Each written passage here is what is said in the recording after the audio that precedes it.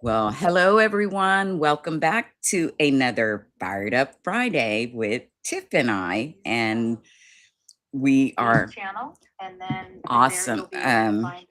Sorry. We're happy to be here. To be able to chat and just have a moment of sanity or try to sort some of the crazy out that's been going on because it's been 2 weeks since we were here and a lot of things have unfolded since we were here last. I tell you, we were trying to catch up just before we came on.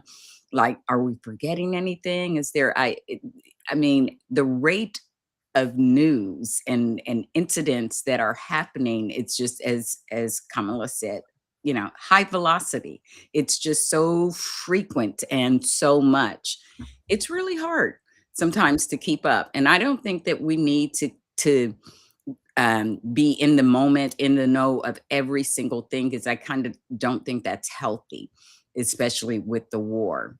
But that is one that's weighing heavy on my heart, and it's taken a lot of the news cycle because of the things that are actually going on.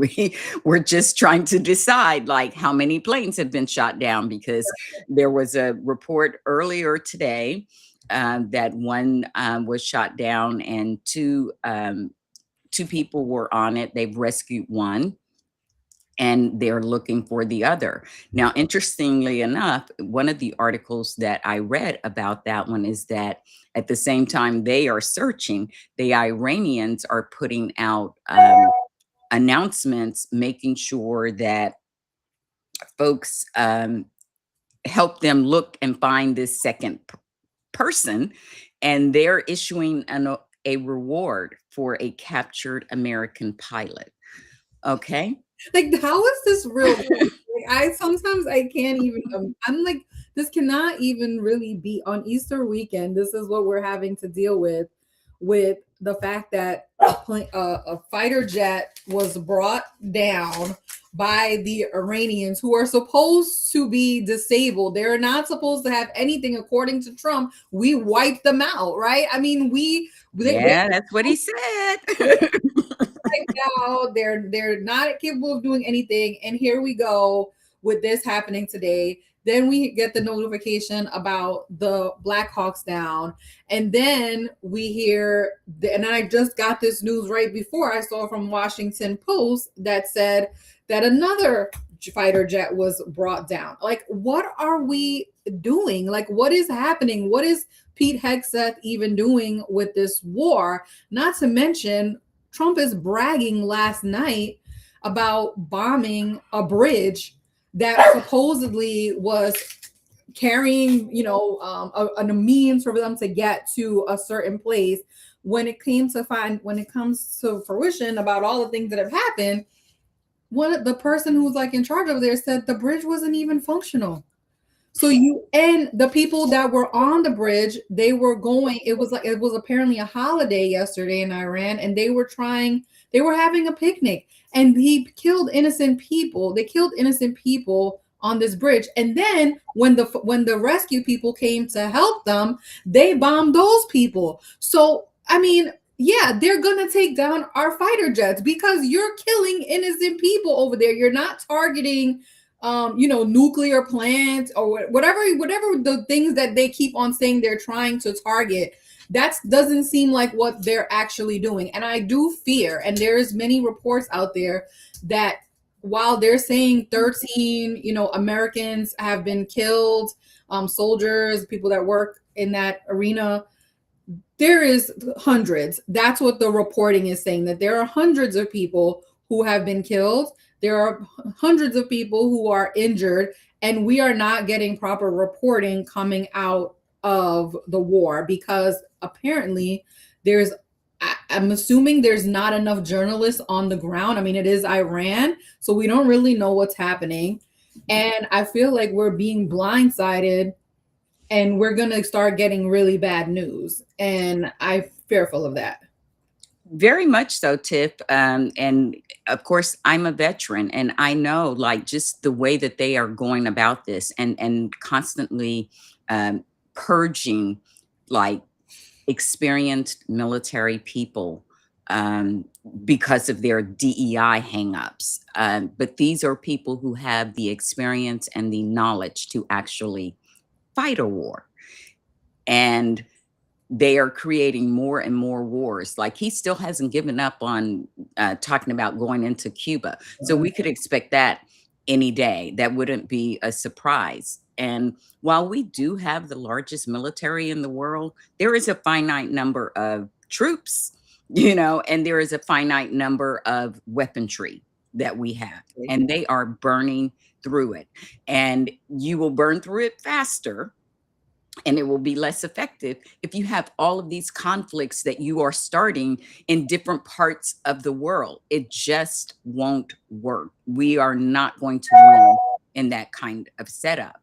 And I think that he is trying to prepare us, like his speech Wednesday to the nation basically was a bunch of braggadocious lies. Right. And I feel like he was, in his way, trying to prime Americans, not getting their support so much as prepping them to let them know, like, we're going to be here a while, because he listed all of these wars that we have been in and how long they were. And I think that was, and this one's only been going on 6 weeks, was to say, hey, calm down. It's only been 6 weeks, but we were in Vietnam for 19 years. We were here in Iraq for this long, but nowhere in there was he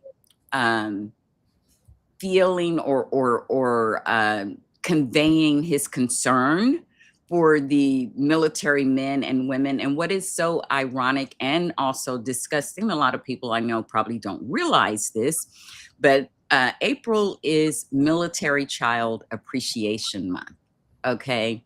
And again, like I said, being a veteran, and I've also been the spouse of an active duty military. So I've been on both sides, active duty and, family member. And I have a lot of family that has served.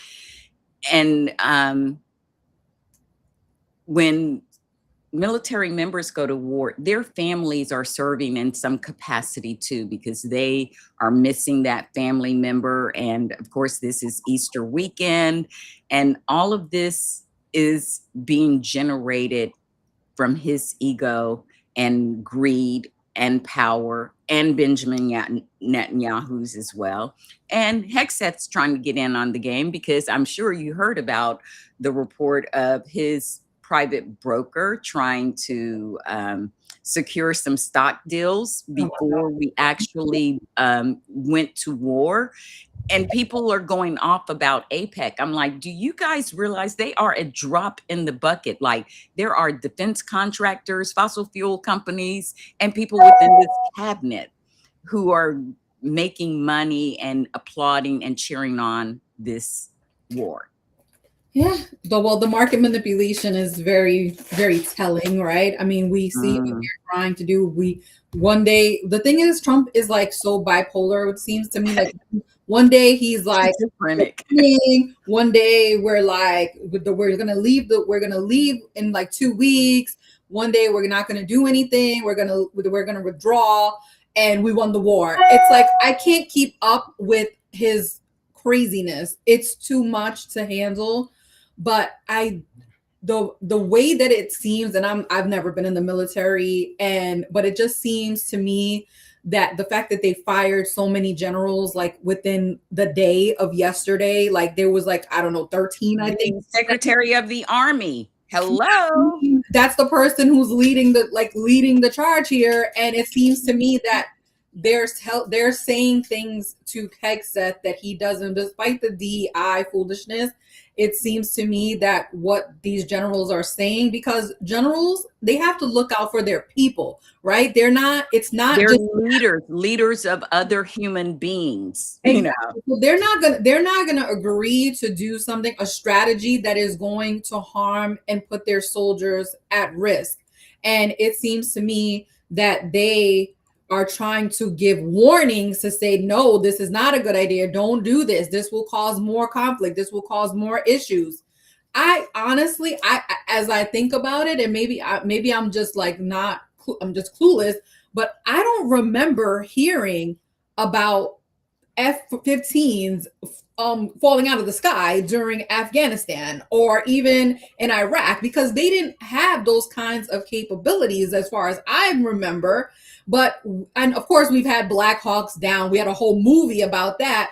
But I've seen more F-15s fall out of the sky than even in Kuwait. Remember like a couple of weeks ago when the war first started, that I don't know exactly what happened, but the person was able to. The refueling planes, they Yeah. targeted them, and so they're hitting not only active, fighter jets, but also the planes and the equipment that is set up to refuel, to assist them in what they're doing, and refueling in midair and those kinds of things. Oh, and how could I forget? Also, most of the major countries in Europe have said you can't fly in our airspace. You Right. know. Or they don't want anything to do with this war, and I don't blame Mhm. them. I mean, they're being impacted by the gas situation as we are, but I think even to a bigger degree, it seems like they have, and maybe it's not so much them, but like the the East, like the Asian countries are being impacted by this because they need to get their gas through the Strait of Hormuz. Like, it's just so much that I honestly cannot keep up, and I try my best not to watch MSNBC or CNN. You'd be good, I will, wise I not mean, to. I never ever watch CNN. I will put that out there. I never watch it but usually CNN is pretty good on international issues more so than domestic issues. And Right. I haven't even had the time to even look at it because I don't want to get frustrated. I'm already mad about everything that is happening.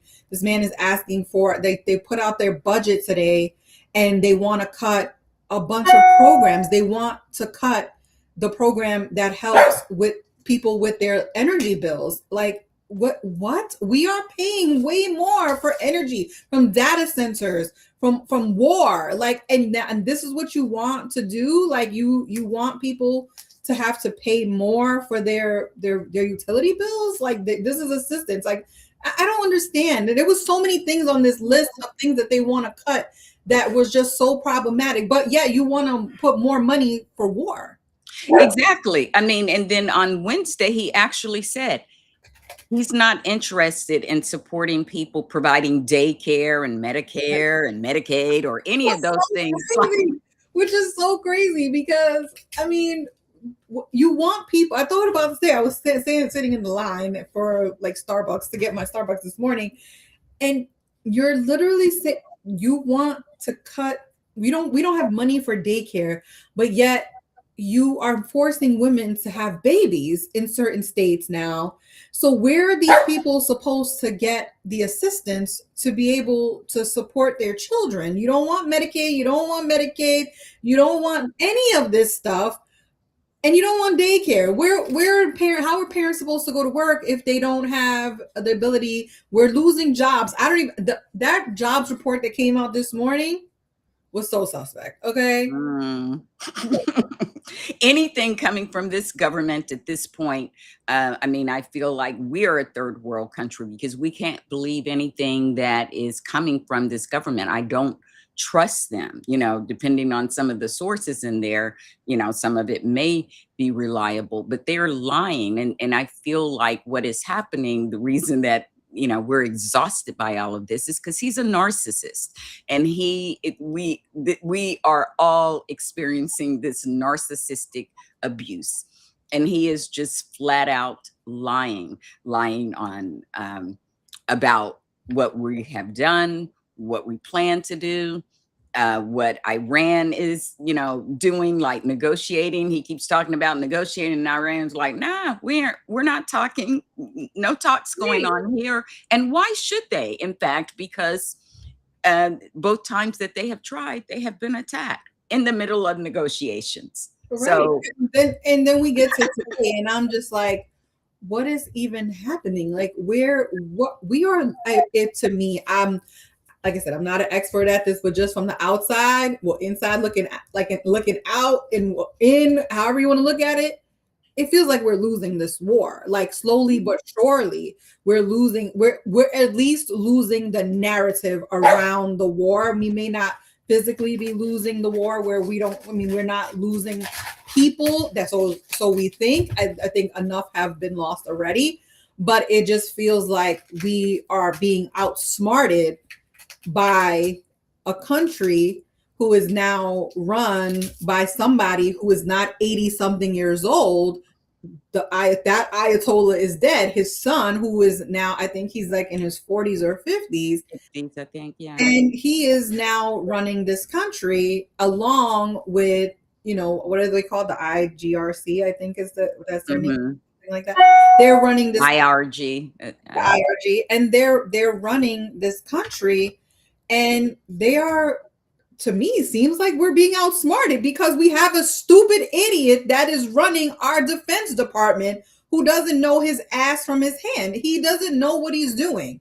And and they don't care because, I mean, Pete Heck said that the selection of him was in keeping with Project 2025, which we talked a lot about, and him purging the flag officers and that sort of thing. These things were all in Project 2025. And again, the Heritage Foundation, the author, many of the people who belong and who authored these are connected to fossil fuel industries, defense contract industries. And they talked a lot about, building these new ships and doing all of these things and purging the military in the same way that they purged the civilian force.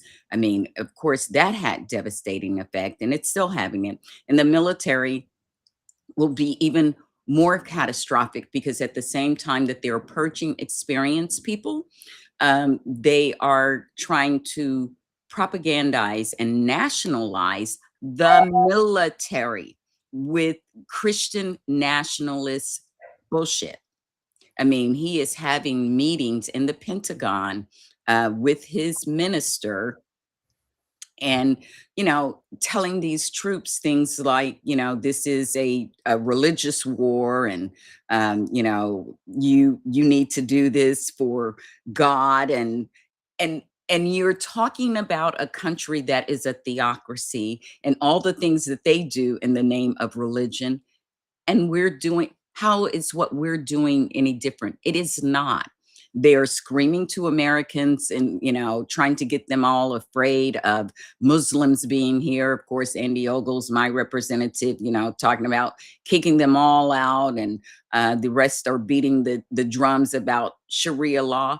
Well, as you talked about abortion, I mean, they got their own GOP Sharia law. I mean, why do we have to worry about Muslim Sharia law? I mean, because they are the ones here who are trying to dictate religion to us and also control women's bodies and control the ability of a large number of women to vote. right. What is that if not Sharia law? It's one of those things where every accusation is basically a confession. And I don't get that people don't understand that. But one thing for sure is they can speak all of these things. They can yell and scream and try to change the narrative or recreate a narrative. But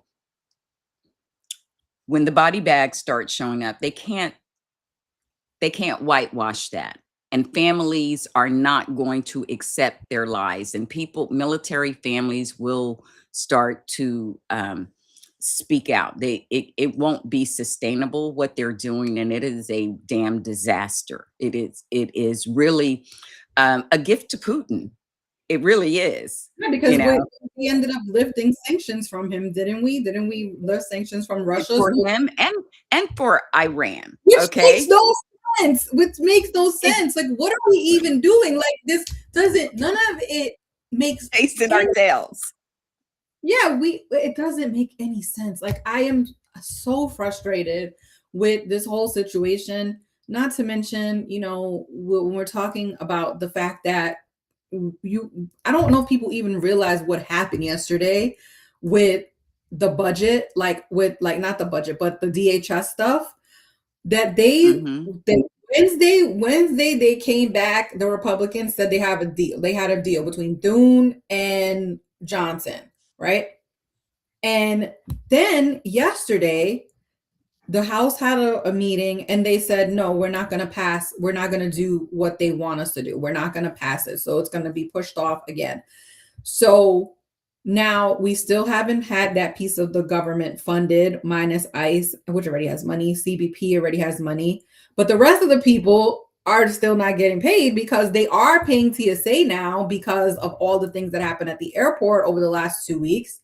But the other people are not getting paid. And so you have like a domestic nightmare happening at our airports, which is also a risk to me when you have like a security risk, when you have so many people in one space, or I've even read something where people, they weren't even checking people properly at, because it was so busy, they didn't have the time or the capacity to do it. So of course ICE came and and then you see ICE is doing work there too. So it's like, what are we even doing here? Like on so many fronts, it feels like we are at risk of any and everything possibly happening in this country because it doesn't feel like the adults are in the room. It feels like a demented man is in the room and his sycophants are in the room and no one is being honest with him. And I've even read the reports where they said that they're giving Trump rose-colored glasses Glasses, yeah. about what is happening The with reports. he doesn't even know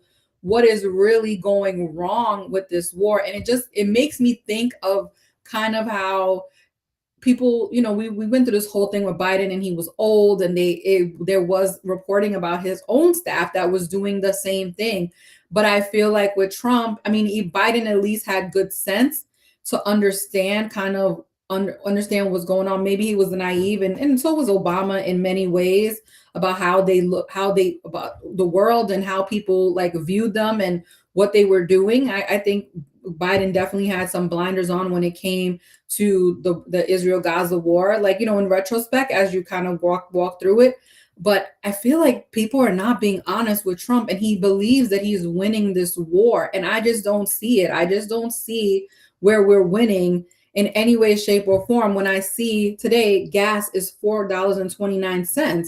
I see, thankfully by my house it's still $3.99, but I'm sure tomorrow when I get up and I go out, it's going to be $4.09. It might even be $4.29 because the 30 cents is not a long shot in how quickly gas prices can be raised at this point. I've seen it happen overnight where Mhm. it shoots up. But we're talking the difference of filling my car up for like $55, my truck versus $90. Thankfully, I have the money to be able to do it, but the struggling family doesn't have that.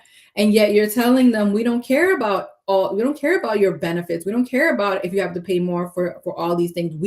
We care about our military.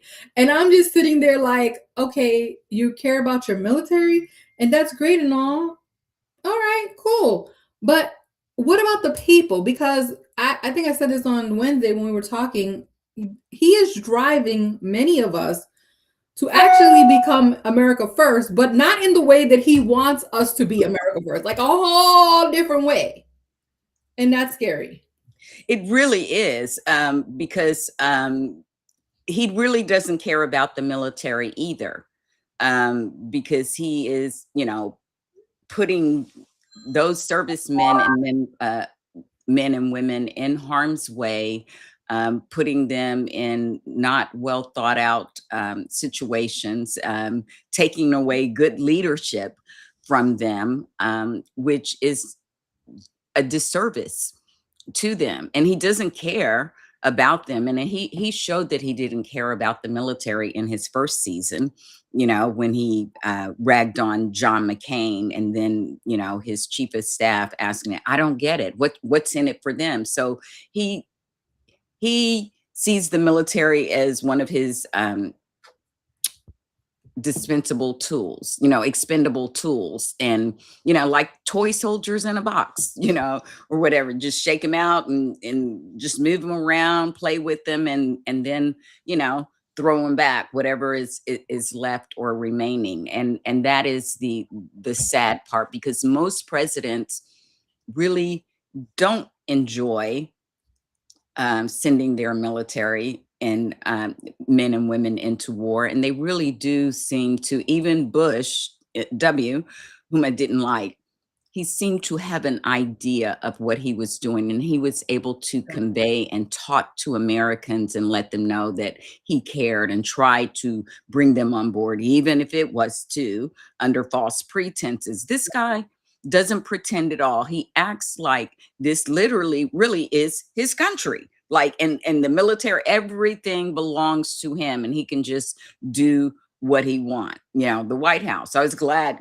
speaking of which, going shift here a little bit, but I was glad that he got stopped on that building of the ballroom, because in the middle of one of his national addresses or whatever, or some kind of White House event or whatever, they were asking him, I think, about the war, and he pivoted, didn't really answer that, and brought out all of these sketches of his ballroom and talking about this. It's like, are you there? Are you there? Not in the same world as us. He's not in this. He's not. We're in totally different. Like I said, it feels like Twilight Zone, because you have him talking about things that we're like scratching our head. Like, what are you even saying? Like, you're not making any sense. But I do agree that he thinks that the military is like his toy. He thinks that I think the report that I read yesterday said that in the morning they're giving him videos of like us blowing stuff up. So yeah, that's how he's getting his briefing, military briefing. Yeah, we're winning, but in reality, we're not winning as much as he thinks that we're winning. And I feel like this is all like the fact that they were able to take down our fighter jets is very concerning to me. That's not normal. There's not some kind of safety protocols are not being followed. If that can happen, there's supposed to be things that prevent these kinds of things from happening, that they're not allowed to just do this. This is crazy to me. And I don't understand what's happening. And he's like, yeah, we're gonna. And I saw where the European countries and a lot of other countries were like, listen, we're gonna find a way to open this thing. We don't care what these people think anymore, these Americans, because these people they have to start thinking about their own countries first, right? I mean, we can't claim to be America first, and then expect that the Europeans and the Asians are not gonna bond together and figure out a way to get around this, because you decided to jump into this war to help your friend, Bibi Netanyahu. And now everybody else in the region, everyone else around has been impacted by this. And what are they supposed to do? Just sit around and wait for you to finish the war when you decide just one day, like today's going to be the last day we're going to be fighting. We're going to send the 15,000 troops that we sent out there. They're going to come back home. I mean, it costs money to send these people overseas. And it costs even more because they can't launch initiatives or attacks from the typical places, because we really have bases all around the world. But if we can't utilize half of them, it really doesn't do us any good to have them. So we have to rethink our strategy. And these people, they're not smart. And so I don't look at them as being, good strategists.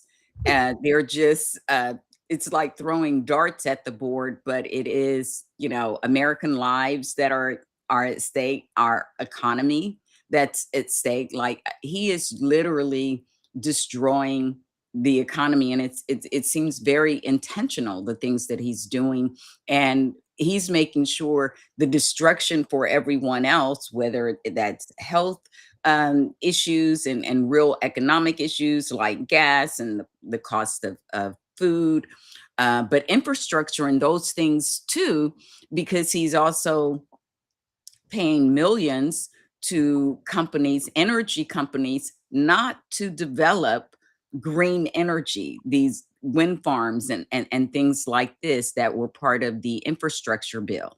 The infrastructure projects that they are keeping, that President Biden was able to get passed, they're putting their names on it. And then they're destroying others, so Well, we're gonna get Trump's name on our money soon, so that's another stupid thing. yeah. And I mean, the bottom line is we are in fascism. We are in an autocratic state. How deep we go Right. depends on how much Americans start paying attention, because I still feel like some people don't recognize the danger that we're in. Like we're not getting there. We're there. We're in the depths of of fascism right now, and you know we can still go deeper, and it can still get worse. And he is trying to build alliances with other autocrats. Case in point, I just read before we got on that Vance is going to be going to Hungary next week, and they are about to have their elections. And so you know that Viktor Orban is a big fan of the GOP. He has been their keynote speaker at CPAC. He's invited to the Heritage Foundation and several other things. So they are going over that. He's sending Vance over to try to help Orban, because the people, he's been in power there since 2010, since he took power, and people are now starting to raise up, and he is actually not polling well, and it doesn't look like he's going to win. In fact, it is said, I read a report that some Russian agencies had considered trying to help him by staging an assassination. I saw that report. Like I said, everything's. But this thing about this, and I wrote this last night when I saw that about Vance going. If Kamala Harris went to go help an autocrat in another country to try to win an election, these folks on the right would have lost their goddamn mind. We had to deal with stupidity with Kamala. She bought pots. It was a problem. She wore headphones with the actual like strings. It was a problem. Because she was taking security measures seriously. There's a reason. She paid for the pots out of her own money. But yet, he can do whatever. Oh, and by the way, he's now the fraud czar. Did you see? Oh, yes, I did. I was going to get to that and he named all the states, which none of them are surprising to us, because I was surprised Maryland wasn't on there, to be honest. Yeah, well, he said, and more. So it might be. Why are we being announced this stuff via Truth Social? Why are we being told stuff in this capacity? I don't understand what is happening. This is madness. I said he is the Mad King. He is truly the Mad King. And unfortunately, he has a military that he can use, a highly equipped one that we pay a lot of money to equip and arm. Access to nukes. Access to nuclear codes. He also has like this sensation with just saying the most absurd things. And I still don't understand why the media is not calling it out, because we had all this time where they're like, Biden is not doing good. Biden can't walk. Biden can't. I'm sorry, but I miss Biden, okay? Because at least he had a cabinet full of people who were smart, who understood politics, who understood the geopolitical landscape, who were not going to just go agree to do whatever the hell he wanted to do to butter him up, to make him feel better, to deal with his narcissism. And we now are stuck in this situation. And then we also have midterm elections coming up and primaries that are happening. And we also have to deal with the left nonsense. Like, it's too much. Like, no one person can deal with this. Even the people like us who are politicals, who watch the news, who understand what's happening, I understand why people have checked out and are like, you know what? I don't want anything to do with this because this is too much, even from the standard of people like us that have time and go and try to find news. It is still too much. So I Mhm. don't blame people, but I have seen more people expressing their frustration with what is happening in this country. And yes, I always will say, I told you so, because we knew this was going to happen. But I think the majority of people who knew this was going to happen are also at a point where they're like, this is even too much for me, a person who knew how bad things could get. Yeah, exactly. Like I had no failure of imagination once I read Project 2025. And like I said, I live in fascist Tennessee. I've already seen what they do when they have total control because we have had a trifecta here for quite some time, for over 15 years. And yes, they pass all kinds of, autocratic bills and laws and all sorts of things. So I knew that they would be doing the same thing at the federal level when they got control. And yes, a lot of these people, I talked to a friend of mine's yesterday, a childhood friend, one of my oldest. We hadn't talked in a few years. And that's what, and she's, not someone, she kind of watches the news in general, but she's not politically inclined or whatever. I mean, she votes or whatever, but um she was expressing what you were describing, just sometimes just being exhausted and overwhelmed, like turning on the news and, oh no, I can't do it today. I can't. And I get it. And it is important for us to maintain our peace of mind, but it is also important that we be informed so that we don't just totally check out. And with these folks, they can do a lot in a very small amount of time. And some things we can make some noise about and do some things. So we have to stay engaged to a degree, but we don't have to be consumed and overwhelmed by it. And um, I'm constantly kind of rethinking and recalibrating, because we've been at this for a while, like having serious conversations, trying to inform people. And um, I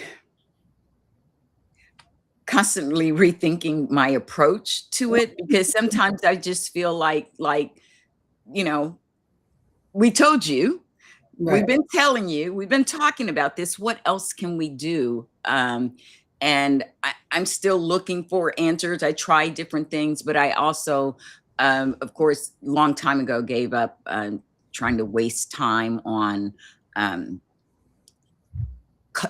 the MAGA cult members. Like that's Yeah, ridiculous. I've given up. I've given up on MAGA. They are so far gone. They are not coming back. There are people who are like starting to see the light because you know what? Because it's impacting their pocket.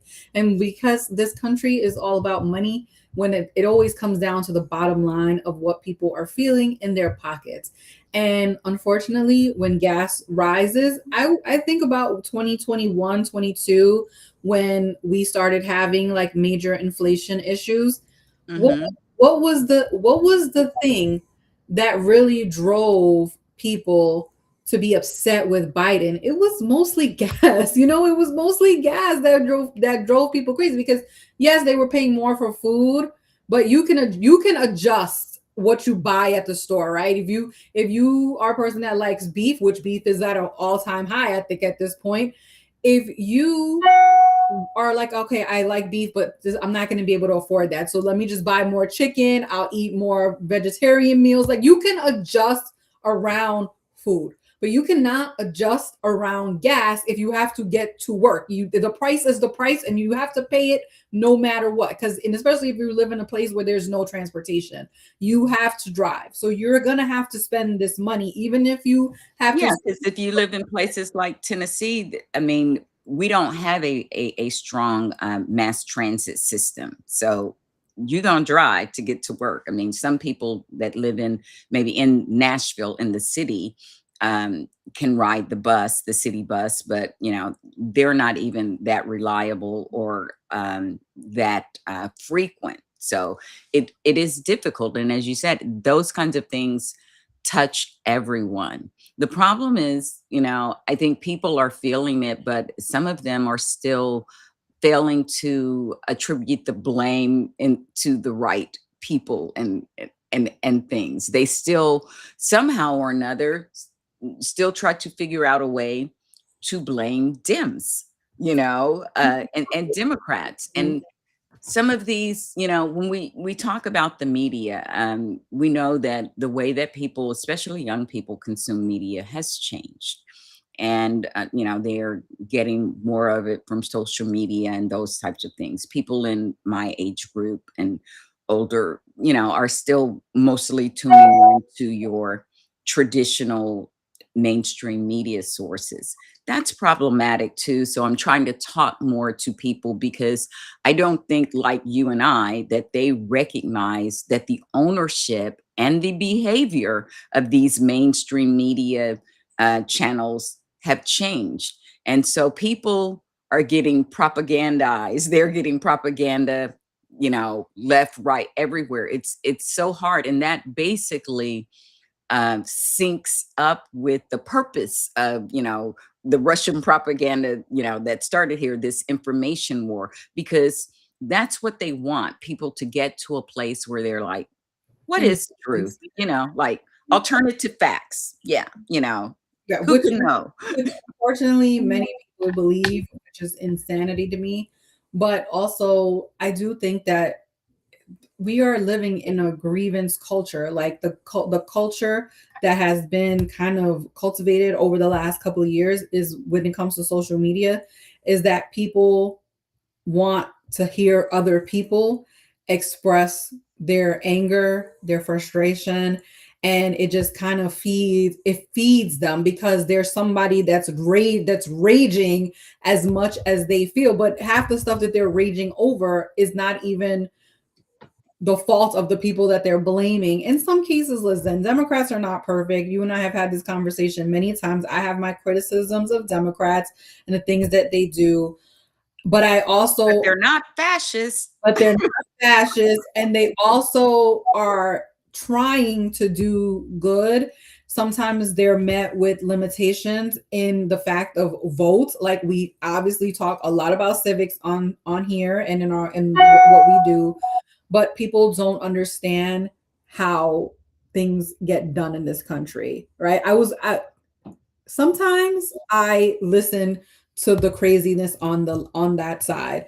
So You sometimes have to, so you can know what's going on. Keep a finger on randomly the pulse. randomly at night I will end up going through like my timeline, and for some odd reason Nick Fuentes somehow always ends up on my page, and I don't understand why. It's not even him. It's like this, like an account that like, Somebody brings that into your timeline. but unfortunately and fortunately, I listen because I want to hear what, like sometimes it'll like I'll be like, what is he talking about? Like last night I saw two videos. One was extremely outrageous about black people that was like so out freaking, like I want to punch him in his face. The other one was he was actually explaining what an executive order is to his audience and how it's literally just a memorandum, and Trump is just signing these memorandums and he doesn't even know what he's talking about. And he was talking specifically about the one for birthright citizenship. Mhm. I was like, oh my God.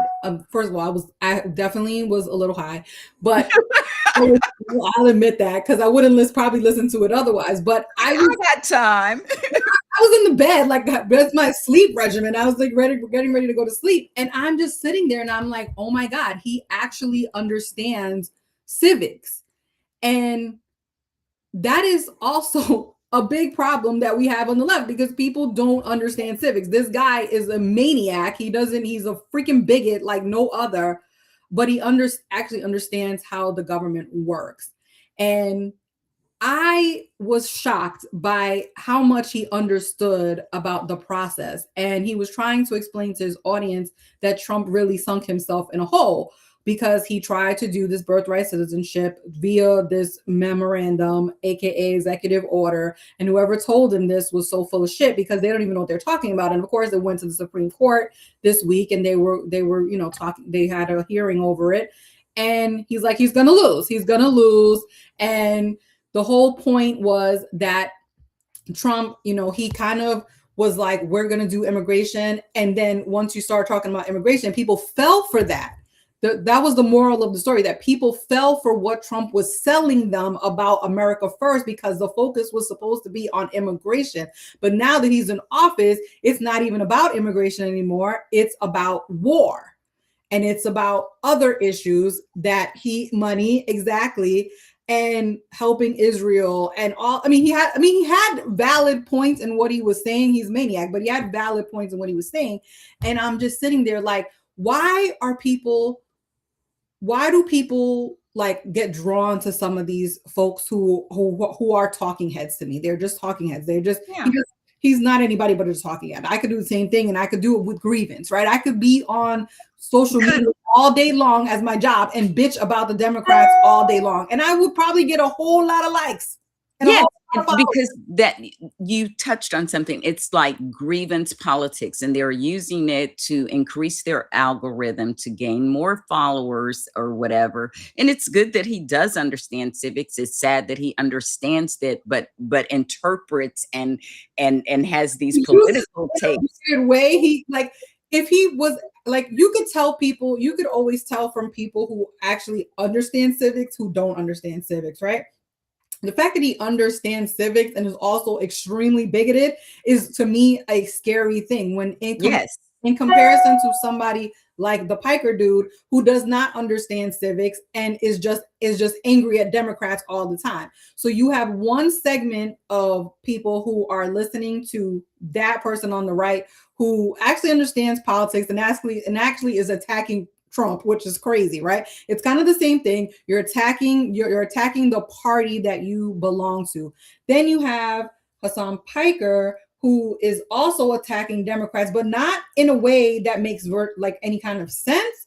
It's like a roundabout way. So I'm like on like two different ends of the spectrum here, and I'm just like, I see how people are attracted to these podcasters and these streamers because they're telling them something that they want to hear, which is white male grievance. And it's attractive because they need somebody to be mad at. They need somebody to be upset with.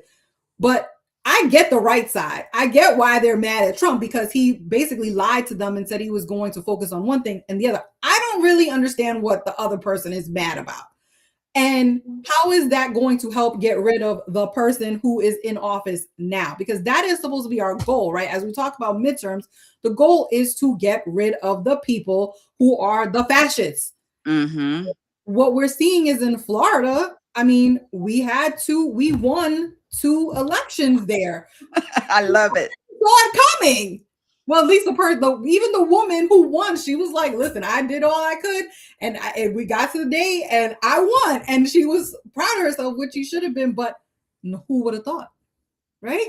Exactly. I'm sure he's probably pretty upset about that being represented by a Democrat now, but I love it, but you're right. And I too kind of listen to some of these far out, right wingers or extreme, talking heads or whatever, trying to, find some understanding of their behavior. And mostly what I get from it is this grievance, mostly from young white men. And it is like moving goalposts. It's, the grievance is the grift, kind of, for the attention grift, whether they, actually profit financially or not is, another thing. Some of them do, some of them don't. But they have huge followings who end up kind of falling into that because, who doesn't love a good pity party? I mean, I don't. I've never liked that, but that's exactly what it's like. They create all these pity parties and yeah, just come in, let's bitch. Like It's a there was a time when, like we used to have in the 70s, I can't think of like rap sessions, like bitch sessions, basically, where we just talk. And I feel like that's what they're having, and people feel that they can relate to these people. And while some of the points they're making may make sense, they may be tapping into some of their grievance, but the conclusions that they're making and the political takeaways that they offer are shit. They are not good political strategies. Like I tell you, I was listening to an influencer on Substack. He had a guest on yesterday.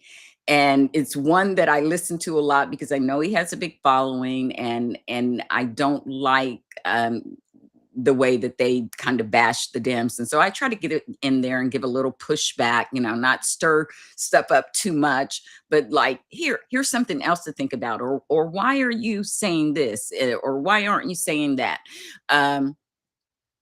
And they're the ones who were big on, like wanting these kind of litmus tests, purity tests around Israel and APAC and certain other things. And so he had a historian. I won't say she wrote a book on the history of Zionism on Jew. And I thought, wow, that's good. That's interesting. And she was talking about the history, going back to the 1800s, which, I'm a history nerd. And she also touched on how similar, their efforts in Europe were to things that were going on here in the United States, and the coalition and collaboration between Jews and Blacks, in regards to civil rights. And I was like, this is good, and I thought, like, wow, maybe he's providing some, some context and historical depth to some of these takes. So maybe, they won't be on that, APEC hate shit, as if that's, the only issue that they care about. And then at the end, and I actually typed in the chat, that's where you lost me, sister. They started talking about Hassan Piker. Is that his name? Yes. Oh, and she just thought he was wonderful and a whole bunch of other stuff. And I was like, okay, all right, I'm sorry. But I don't watch him, but someone has sent me some of his material so I could get a concept. But I cannot even get through. It's like an hour rant, and I can't get through I can't get through past 20 minutes of it, because he kind of lost me when he started bitching and griping about harm reduction. That's bullshit, basically, is what he's saying. I'm like, spoken like someone who has privilege and has never been placed in systemic harmful situations. Exactly. Yeah, no, I listen, I am so sick of hearing about this dude. I have never I've never been on Twitch. I mean, I know he's on YouTube. I've seen Mhm. many of his clips. I've seen him go off on my friend Jose. I've seen him like be so insecure about things. But I think this week was really kind of a thing where, third way, which I don't like either, which Right. they get on my nerves with their stupidity too.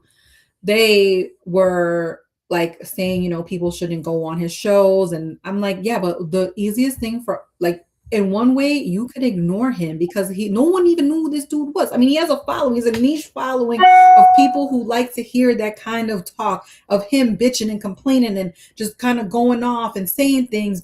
And I'm just like, you know what? That's not for me. That's like the majority of people don't want to hear that, right? It's a younger audience. And yes, he can persuade people. There's things that you can persuade, but I don't know this dude. And everything that I've seen, everything that I've heard about his commentary about Black people, and I just don't, it's not a thing that I would ever care about, right?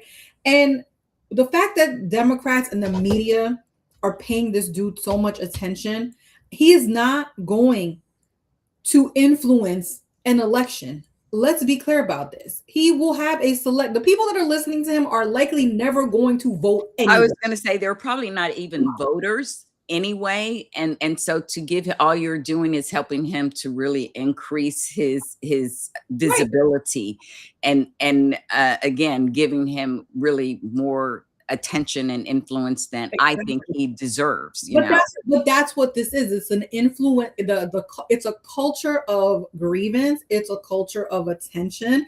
Because I've seen him. He says the one that threw me off. But he was like, "I love Mao." I'm like, "You love Mao? Like what are you even talking about? Like this got to be crazy, right? Like you this you cannot mean like Mao, like like Mao. Yes, yes, Mao. He seems to be a communist. But I'm also laughing because I'm like, you're also on Twitch, which is a company that is owned by Amazon, and he literally gives like 20, like all the subscriptions he has, like 25% of that goes back to the corporations. You hate billionaires, you hate corporations, but yet you are actually feeding them. So people are arguing with me on Twitter, like, what do you mean? I'm like, what do we, I stutter? Like I literally said what I said. You can't claim to be a communist and also hate capitalism, and feed the also capitalists. feeding the capitalists with your show that is now bringing in them revenue, and none of this makes any kind of sense. Like I'm a realist. Like I am a real person who thinks logically. Yeah, and Black women, we're pragmatic. You know, like it said, we can hear some of this stuff and we cannot agree with we don't have to agree with everything, but like we get, like, it's not a hard concept. I don't know how you can make that more sense. Like harm reduction is harm reduction for everyone. Like, I don't get that you can be against something that helps bring less harm to everyone. What it tells me is you don't give a damn about anyone except yourself. But the thing is, the people that were commenting back to me just tells me that they don't know anything, because they're like, well, what about keep the same energy for MSNBC and CNN? Sweetie, you think that we don't know that that's corporate media? And the people on those shows are not like, hey, we hate capitalism. Guess what? They like getting their paycheck every couple of weeks, and they will do what their corporate overlords tell them to do, right? I mean, Absolutely. this is how things work. The only person there are independent media people like a Don Lemon who has cultivated his own, even though he does use all the platforms, right? But Mhm. I think about a Roland Martin, right, who had been in corporate media, who decided to do his own thing, and he has his own show and own production and all this other stuff, which Hassan Piker has too. But I don't hear Roland Martin saying F the capitalists, F the billionaires, F. Mind you, the people that are subscribing to your show, those are working people, and you're taking their money, so you are just as bad as the rest. Like the whole thing is just so stupid to me, and I just sit there and I'm just like, okay, listen, if at the end of the day I really wanted to be like a full-time content creator, yeah, I would have to sell grievance. I'm not selling my ass and my dignity and my integrity just so I could have followers, like, and make some Exactly. money. That's not worth it to me. And there are many influencers who do a great job of talking about politics that have never had to sell their soul to be able to have a following. It's Kenny is one of them, very organic. Zach, I think of And Elizabeth. very funny. Yeah, I mean they use their wit, they use their skills, their knowledge to be able to get. They're not yelling and screaming for likes. And I think that is absurd to me, because if you're going to be able to be an influencer, you should be an influencer for good, not for bad. You should want people to listen to you because you're informing them of what they should do or shouldn't do, and use research and all that stuff, not just sitting in front of your computer for 8 hours a day. I was shocked when somebody said that the Piker dude had an 8-hour show and all he does is just go through a whole bunch of stuff. I'm like, who the hell has time for this? I guess when you're rich, because apparently it comes from money. He's Chank's nephew. He have money. Well, I mean, that sounds like so many of them, the ones who are influencing these people who don't have much of anything and ragging on the capitalists and all of these things tend to be like, born with silver spoons in their mouths, or wealth, and have had a lot of things handed to them. And that's why I just like, I get that, young white men are disaffected. I think that's the term they're using for them or whatever. But I don't want them to infect the That's society it. with Yeah, infect them with even more grievance than they already have, right? exactly. These people are against us. Like it's a whole like conspiracy of Democrats they're just as evil. I was literally watching a clip somebody had posted where the Piker dude was like that Kamala is just as bad as the Republicans. And eh, how you fix your mouth to say something like that. Just listen, Kamala's not perfect. I would never say that she's a perfect person or perfect politician. None of us are. There are people who want to do good and there are people who want to do bad. If you can't see the difference between good and bad, or and you the lesser of two evils type of bullshit that you guys want to spew, makes no sense to me, because I saw what Kamala and Joe Biden got accomplished. I know the record. And when you compare records to records, there is a stark difference in what they were trying to do and what Trump is trying to do. There is hands down no comparison to what they're trying to do. One gave people more access to healthcare, the other is taking away healthcare. One wants to fight in wars, the other one is trying to be diplomatic. Like these are not the same thing. And every day when I get on Twitter, I'm just like, oh my God, let me go look at my monkey, because I hate these people. I really can't stand them. They're dumb.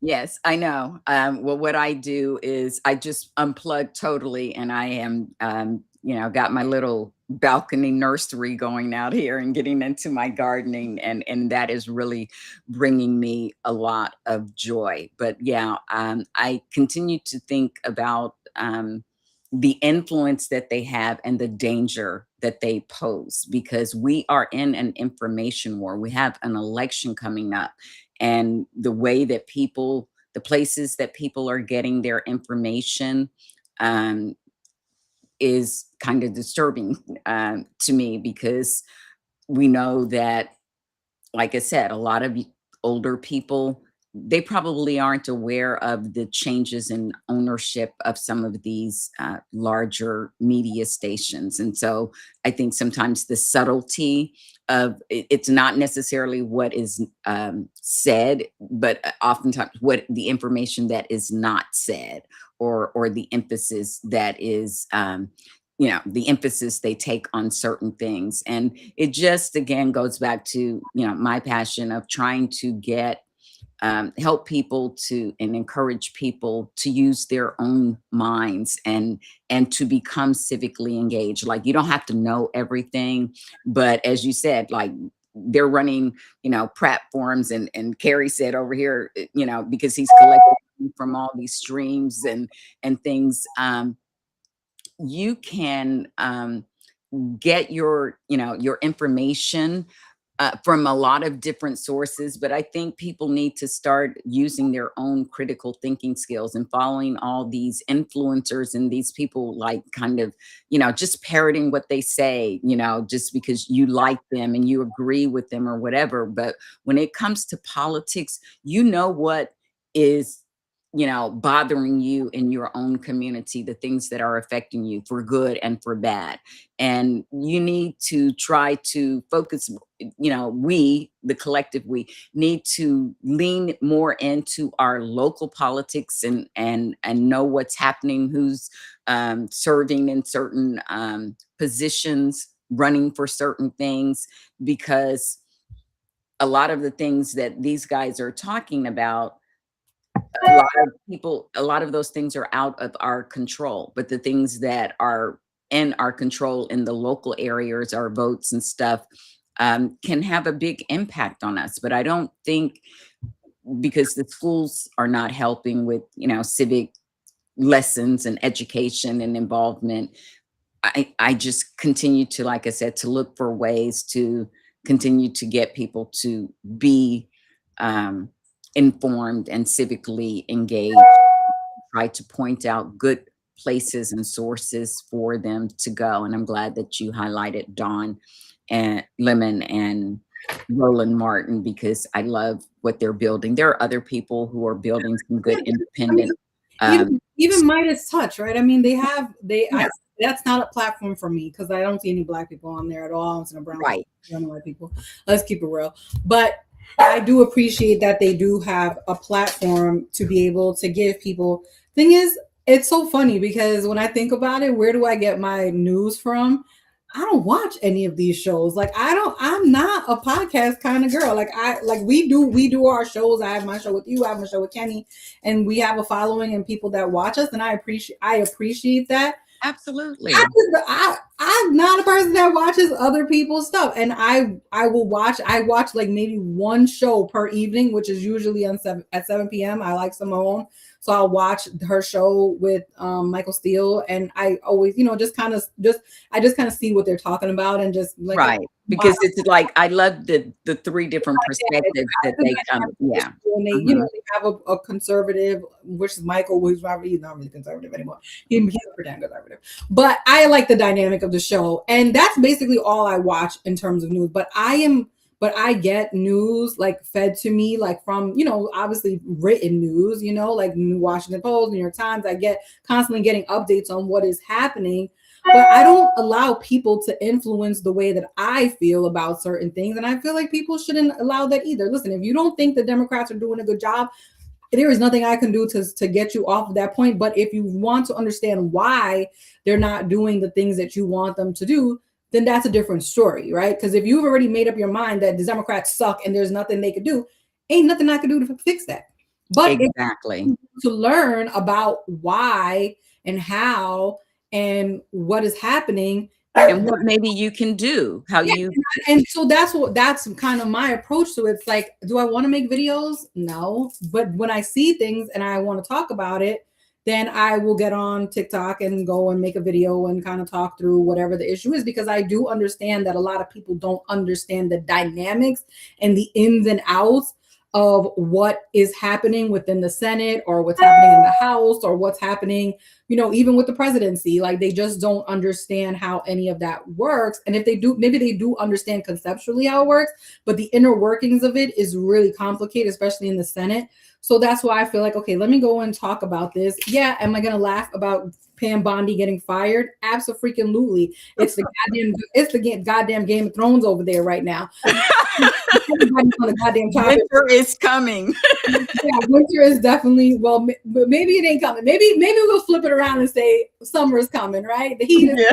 something, because the man is getting more and more antsy as the day goes on, and so you start to see like the inner, like that, all of this, like, what does this even mean, right? Pam Bondi is gone, but that doesn't mean things are going to get better, because the corruption is only going to get worse, because corruption begets corruption. And this man is now the person that took over for her is like, oh yeah, we don't even care about those Epstein files. You're not going to get anything else from us.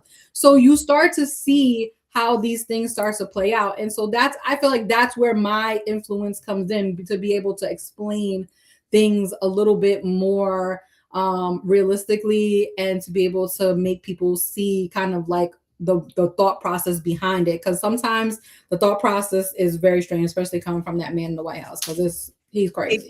Exactly. And I appreciate you doing that. And I want to thank everyone who has joined us here today. And that's kind of what I do. Like, my approach is I love, facilitating community conversations with people. And, so I've been doing that with the Good Trouble Chat for Advocacy Arena for like over 5 years now. It's just bringing people from different parts of the country, some, in other countries, talking about the news and talking about their locale, what's going on. And usually these are people who are civically engaged and they help to inform the community, but they also are inspiring for other people in the community. I can't tell you how many times people have told me that they've been inspired to act and to get involved in things locally, because I think sometimes people feel like they have no control. So that's all they do is bitch. And so these people make a perfect place for them to land.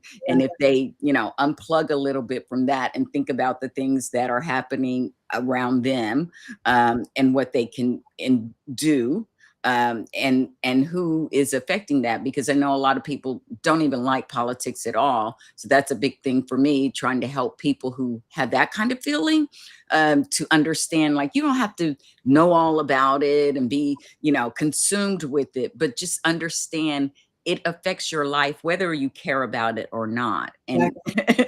and try to encourage them to get engaged in some way, like watch your city council meeting, know who your civic, leaders are in your locale, and if people are running, know what they stand for, know what their track record is, because I feel like people think that even though we have this structure of government, some of these people act like when people are appointed to, especially president or Congress or whatever, they can just get up there and just wave a magic wand and do whatever they want to do. And it's like, no, there are rules, there are laws, even though these people break them all the time. All of it. There are laws. And I think the more that people get involved, the more they'll want to get involved, and the more understanding that comes with that. So, as we come to a close here, I just kind of want to encourage people to make sure that they do protect their peace, but also stay informed and engaged. Like, this is a time when I feel like all of the kind of negativity that is created with a lot of these talking heads, it just really, people bitch and then they just withdraw, like they don't care anymore, like they just want to get their gripe out, and they're done with politics, and I feel like they help to foster and create apathy, and that's And that's what it. I don't like. Yeah, I think that's the part. I mean, if you're going to be informative, great. If you're going to listen, we all complain. We all have our Yeah. moments of complain. I love to complain about Trump and the foolishness that he does and things that I see and the things that the left say. I mean, we all have our grievances, but if 90% of what you're saying is grievance, then the 10% that you are doing that's positive gets overshadowed with the grievance. So maybe switch that up. Like you could have 10%. I mean, I probably have, if you listen to us on Wednesday, I definitely had my grievances on Wednesday. I was in a mood on Wednesday about a whole lot of stuff that pissed me off, right? Because we hadn't talked in so long. So it's like, okay, well, we're gonna go for it. But there's and you kind of know the different formats of where who your audience is and certain things. And I just feel like people, yeah, you don't have to know the inner workings of everything, but you can't go outside and see gas prices up and be like, screw politics. This is caused because of politics. Every single facet of your life has something to do with a political decision or something that has cause and effect. And we really need people to understand that, because who you put in office, whether it's on your local level, state level, municipality, the federal government is a whole different total beast. But if you don't care about the federal government, at least care about your local government, because that's where your police, your schools, all of these things are being decided at Your road conditions. your roads, your bridges, all of these things, your taxes, all of these things are being driven by the politics of your state, good or bad. And that's just what it is. So it was great talking to you, Miss T, as always. Likewise, and we thank all of you guys for joining us. I promise I've got an eye appointment coming up here, but we've had some folks engage in the chat. We really thank you for coming, supporting us, and chatting on all the platforms. I see folks here on X, and folks from Substack, and folks from Spoutable, so and YouTube. So we are expanding our reach, and we appreciate the support that you guys are giving us wherever you are supporting us from. Tiff and I do this every 2 weeks because there is something to be fired up about. But at the end of the day, Tiff and I both care about civics and civic engagement. And I think sometimes people, like I said, we just like to talk like regular folks do, and about things that are going on. And I think, I may have told you this once, but I miss my mom. But we used to have on Saturday, she and my uncle and I would just gather on her sun porch. watch the birds and have our coffee, and we would just talk politics, but we talk about family and stuff, but what was going on. And so I feel like this, when I come and chat with you, and when Myron joins in with us, it reminds me of that conversation that I was having with my mom and my uncle, and I miss that. And I want people to be comfortable talking about politics, because it doesn't have to be hard. You don't have to be brilliant and know all the ins and outs, but you need to know that it affects you and talk about how it's affecting you, and then you can learn some stuff. Exactly, Ms. D. Yeah, I do too. My family's the same way. When we get together, it's like all politics. They love talking about politics. I'm the opposite. Like I don't really want to talk about this, because then they start asking me a whole bunch of questions. Like some stuff I don't even know. Like the thing is with like social media, you don't really know who's following you. So my mom, she tells me, she's like goes to my uncle's funeral, and I wasn't able to go. So she's talking to my aunt, and she's like, "Your cousin, just let Tiff know that your cousin, who I don't even talk to. I mean, he's old. I haven't seen him in forever, like weddings and kind of thing. He's like, he loves her watching her shows." And I'm like, I didn't even know my cousin followed me. Like they because they don't comment. You know what I mean? Like your family doesn't always like, and they might be under a different name, a different alias. You don't know that they're engaging with you, but they're still supporting you. So I love that, because I was like, well, I guess I'm good at it, because he's watching it, so he likes it. But you just really don't know who's engaged. But that's how my family, it sounds like your family is the same. We just love to talk about politics. And sometimes, like I said, I don't want to talk about politics. I don't want to be left alone. Exactly. And so now that we have had our political discussion for this Fired Up Friday, Miss D is going to go out onto the balcony and dig in some dirt again, and have some joy. Like I planted a few seeds, right? I said, oh, I'm going to grow a few herbs and a couple of flowers, and, maybe, a couple of vegetables, whatever. And I had no idea, which I should know. I grew up with gardeners and farmers and stuff, but, I just wanted to make sure. I wasn't sure the quality of the seeds. So, I had my little planters and everything, and I was like, I'm going to drop 2 or 3 seeds in here. So, I should get one. Girl, I got little seedlings everywhere. Oh my goodness. You're gonna have things growing from places that they shouldn't be growing. I got all kinds of things growing. I just hope I can keep them healthy, and I'm going to be doing some updates about that, and writing an essay, because that really does also take me back to my family, my mom and stuff, who was always digging in the dirt, growing food and flowers, and my grandma. So you guys can look forward to that.